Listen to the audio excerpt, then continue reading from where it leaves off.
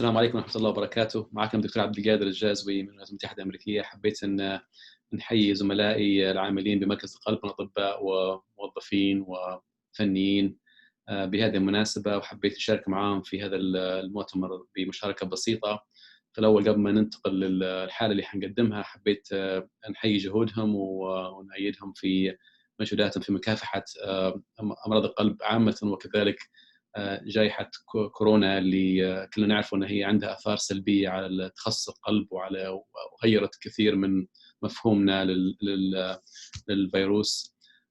فتحية مني لكم جميعا، وإن شاء الله بوفقكم في عملكم.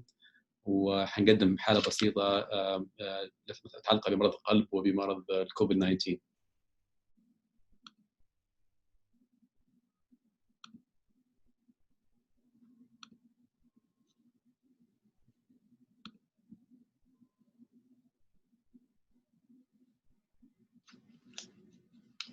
My presentation title is the COVID-19 and STEMI.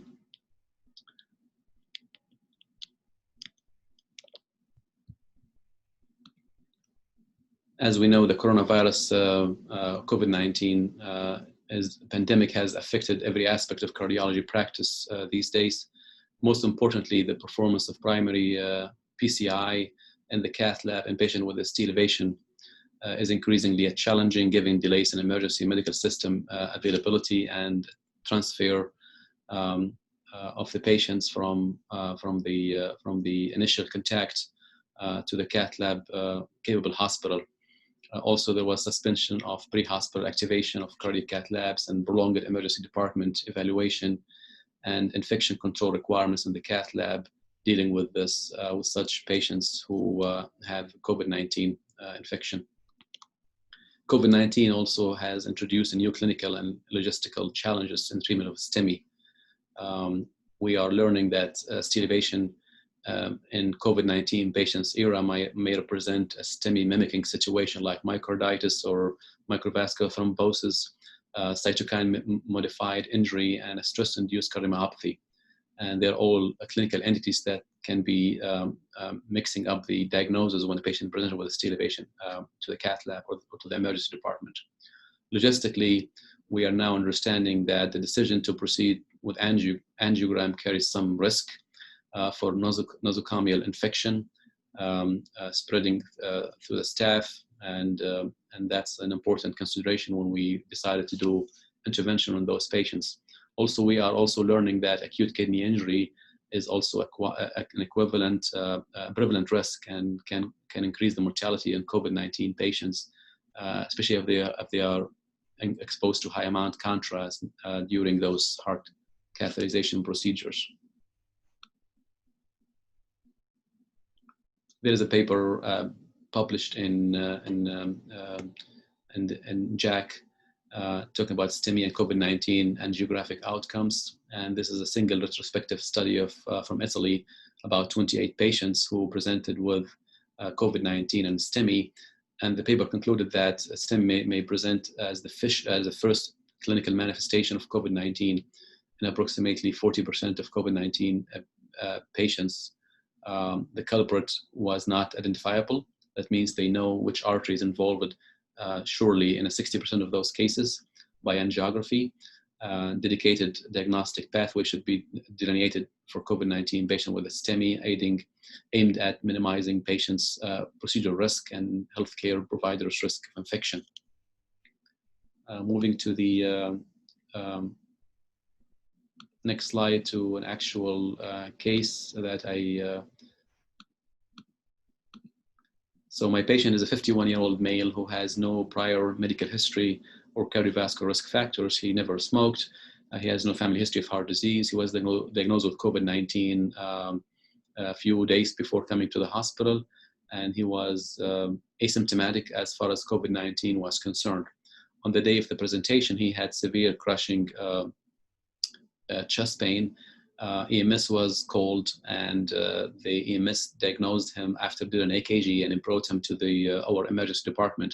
His EKG showed inferior ST elevation, and in our ER he was initially stable, and during evaluation he suddenly developed ventricular fibrillation, and he was immediately cardioverted twice. He received DC cardioversion twice and was taken to the cath lab for primary PCI.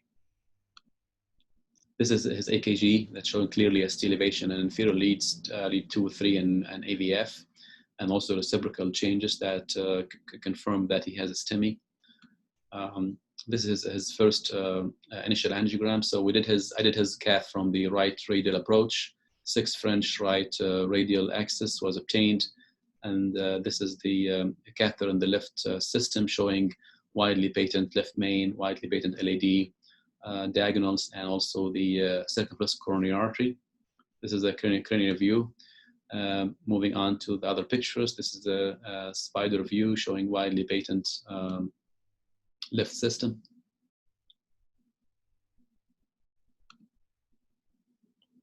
This is the right side. I went with JR4 6 French guide catheters for first image, and you can see there's a proximal occlusion of the RCA, 100% occlusion. There is a clearly large thrombus burden in the proximal RCA. So patient was already heparinized during access, and next step was to cross the lesion with coronary wire. I used a BMW wire. I crossed the lesion easily. It was a thrombotic lesion, so there was no issue with crossing the lesion. And then I did a small angioplasty balloon with a 2.0 by 12 balloon, just to open up the artery and allow the blood flow, which always help dissolve the clot. Since the clot burden was large enough, so next thing I went with the aspiration catheters. This is the aspiration catheter with 1 run all the way across the lesion, and followed that. You can see the angiogram. There's a partial recanalization from the small balloon angioplasty and the aspiration catheter.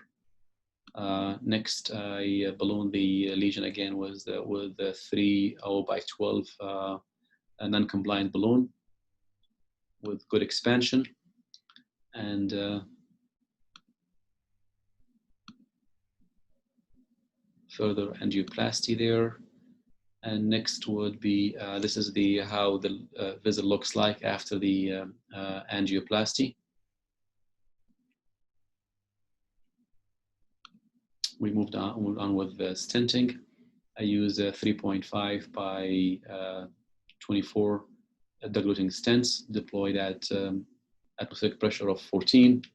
We have good expansion, and this is the angiographic picture after the stent deployment. We can see there's a good stent expansion. There's no edge dissection, and there's a TIMI 3 flow and the distal RCA. This is another cranial view. So this was a successful PCI in primary PCI in a patient with COVID-19. Patient was taken from this.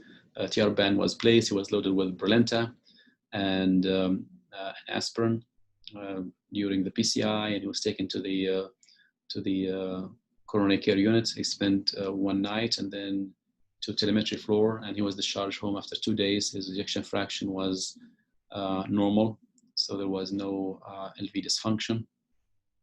His door to balloon time was 40 minutes. And he came for follow-up visit after 1 week, feeling no symptoms.